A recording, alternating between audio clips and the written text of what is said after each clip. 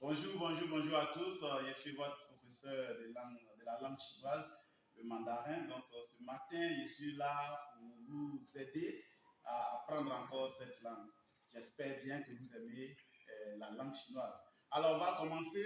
Nous avons déjà étudié la phonétique. Nous avons étudié quelques parties de la phonétique. Et aujourd'hui, c'est la dernière partie, on peut le dire ainsi, c'est la dernière partie de la phonétique. Après cette partie, on va commencer à communiquer maintenant en chinois. Et donc, le cours d'aujourd'hui est intitulé Les tons.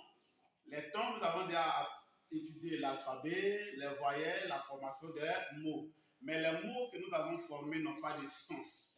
Ce sont les tons-là qui vont venir donner un sens à ces mots déjà étudiés. Alors donc, nous avons au total dans la communication chinoise 5 tons, le neutre, le premier ton, le deuxième ton, le troisième ton et le quatrième ton. Alors ce sont ces tons-là qui nous permettent de pouvoir communiquer en chinois et donner un sens à ce que nous disons. Et donc, nous avons 5, comme je viens de le dire. Le neutre, nous l'avons déjà étudié dans la formation des mots. Donc, tous les mots qu'on était en train de prononcer dans notre troisième séance, c'est le neutre que nous avons utilisé.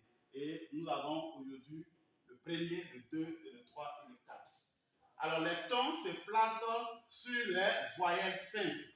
Les tons se placent sur les voyelles simples, à savoir ici un exemple. Ce mot-là, vous voyez, c'est sur le U qu'on a placé. Ici, c'est sur le A. Mais la question qu'on se pose ici, mais pourquoi il y a deux voyelles simples et puis on a utilisé que la voyelle A? Tout simplement, quand vous avez deux voyelles simples, trois voyelles simples, pour pouvoir placer le ton, c'est la voyelle qui fait ouvrir plus la bouche dans la prononciation. C'est celle-là qui va prendre le ton. Par exemple, on a A et O. Quand on prononce ça, vous prononcez en français. Il n'y a même pas de souci. Donc, vous prononcez en français.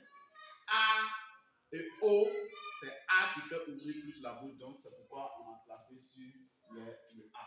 Donc, voici brièvement donné le résumé de ce que nous allons faire désormais pour pouvoir parfaire la communication en utilisant le pinyin qui est la phonétique. Kansi et Tatia, merci à tous.